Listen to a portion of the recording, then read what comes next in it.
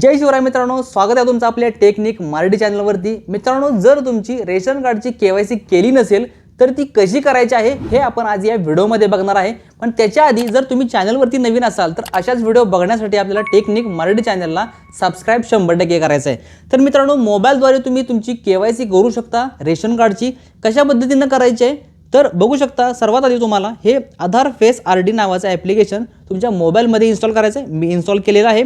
त्यानंतर अजून एक ॲप्लिकेशन आहे ज्याचं नाव आहे मेरा केवायसी। ठीक आहे, बघू शकता इथं आहे मेरा केवायसी। हे ॲप्लिकेशन आपल्याला इन्स्टॉल करायचं आहे। आता याच्यानंतर आपल्याला हे ओपन करायचं आहे।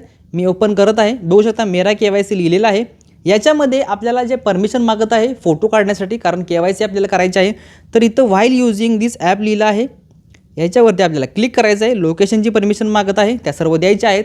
आता इथं आपल्याला सिलेक्ट स्टेट लिहिलं आहे। याच्यावरती तुमचं कोणतं राज्य आहे ते सिलेक्ट करायचं आहे।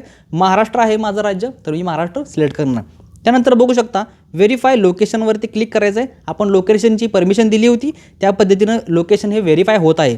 आता इथं आपल्याला एंटर आधार नंबर लिहिला आहे। आता आधार नंबर आपल्या रेशन कार्डमध्ये जो व्यक्ती अवेलेबल आहे, ज्याचं नाव आहे त्यांनीच फक्त टाकायचं आहे। दुसऱ्या आधार कार्डवर किंवा दुसरं जे रेशन कार्ड असेल, सेपरेट रेशन असेल तर होणार नाही।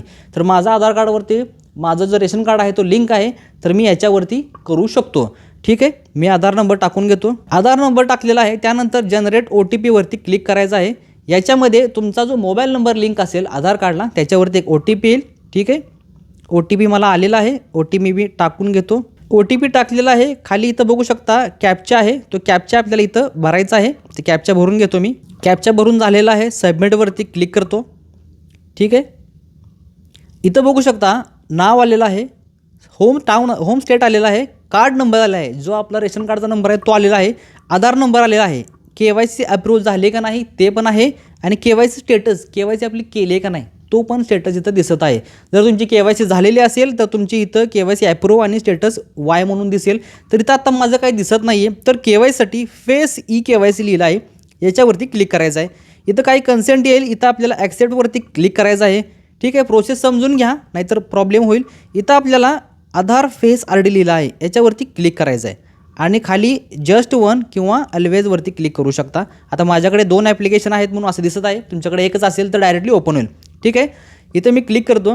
आता फेस असा ओपन होत आहे, इनिशियलाइज होत आहे। ठीक आहे, बघू शकता 2-3 स्टेपमध्ये आता फेस ओपन होत आहे। आता इथं जे रेड सर्कल दिसते, रेड सर्कल ते ग्रीन होईपर्यंत आपल्याला इकडं तिकडं फेस बघायचं नाही आणि डोळे मिचकवायचे आहेत। बघू शकता लगेच व्हेरीफाय झालं।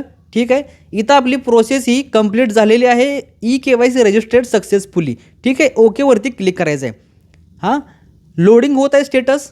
ठीक आहे, आता आपलं इथं केवायसी झाली का नाही कसं चेक करायचं, तर पुन्हा एकदा तीच प्रोसेस करायची। आपल्याला इथं राज्य सिलेक्ट करायचं आहे, पुन्हा एकदा व्हेरीफाय लोकेशनला क्लिक करायचं, पुन्हा एकदा आधार नंबर टाकायचा, पुन्हा एकदा जनरेट OTP वरती क्लिक करायचं, पुन्हा एकदा OTP टाकायचा, खाली आपला जो कॅप्चा आहे तो कॅप्चा पुन्हा एकदा टाकायचा। सर्व गोष्टी टाकलेल्या आहेत।